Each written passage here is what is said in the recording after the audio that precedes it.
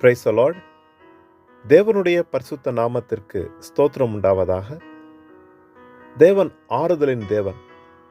அவர் தாமே நமக்கு இளைப்பாறுதலை தந்து ஒரு நாளும் கெட்டுப்போகாதபடிக்கு தன்னுடைய தயவினாலே நடத்துகிறார். கர்த்தர் நம்மை ஆசீர்வதிப்பாராக. இன்றைய நாளிலும் இளைப்பாறுதல் உண்டு என்ற தலைப்பில் சங்கீத புஸ்தகம் 5ஆம் அதிகாரத்திலே 11வது வசனத்தை நான் வாசிக்கிறேன்.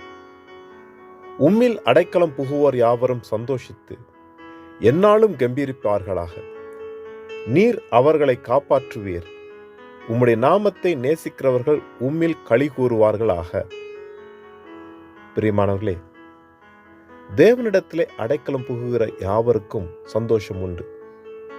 ஒரு நெருக்கமான சூழ்நிலையில் இருந்தாலும், வேதனைகள், வியாதிகள், எல்லா சூழ்நிலையின் மத்தியிலும் கர்த்தரிடத்திலே அடைக்கலம் புகும் பொழுது, அவரை நம்பி அவரை தேடி வரும் பொழுது கர்த்தர் ஒரு சமாதானத்தை தருகிறார், ஒரு சந்தோஷத்தை தருகிறார்.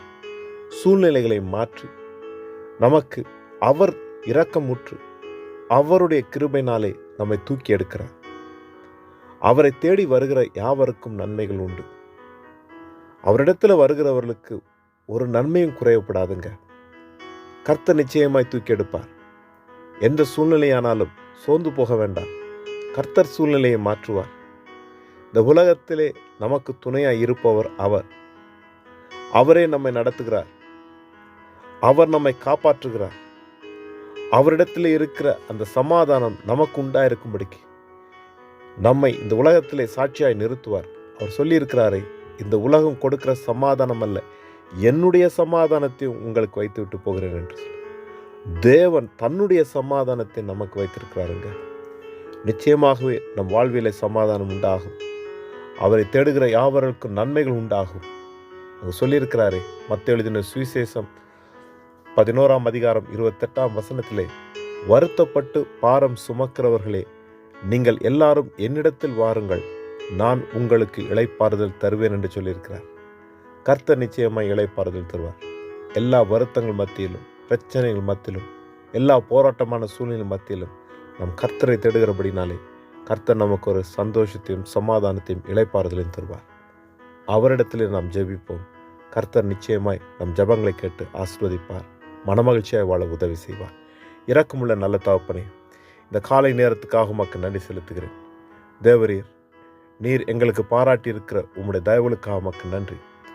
இதுவரை நாட்களிலும் நீர் எங்களை ஆசீர்வதித்து நடத்தியிருக்கிறேன். தகப்பனே, இந்த நாட்களிலும் உம்மிடத்திலே வந்திருக்கிறோம். கர்த்தர் நீர் எங்களை நடத்துவீராக. எல்லா நெருக்கமான சூழ்நிலைகள், போராட்டங்கள் மத்தியிலே தேவரீர் உம்மை நம்பி இருக்கிறோம். ஒருவரையும் நீர் கைவிடாதபடிக்கு ஆண்டவரை நீர் ஒவ்வொருவரையும் தலை நிமிர்ந்து வாழும்படிக்கு ஆண்டவர் ஒரு அற்புதத்தையும் அதிசயத்தை நீர் நடப்பித்து ஆண்டவர் இந்த நாட்களிலே ஒவ்வொருவருக்கும் நன்மைகள் உண்டாகும்படிக்கு ஜெபிக்கிறேன். கர்த்தர் நீர் அலங்கரிப்பீராக, ஆசீர்வதிப்பீராக, உயர்த்துவீராக. எல்லாம் இயேசு கிறிஸ்து நாமத்தில் ஜெபிக்கிறேன் நல்ல தகப்பனே. ஆமென், ஆமென். கர்த்தர் தாமே நம் அனைவரையும் நிறைவாய் ஆசீர்வதிப்பாராக. ஆமென்.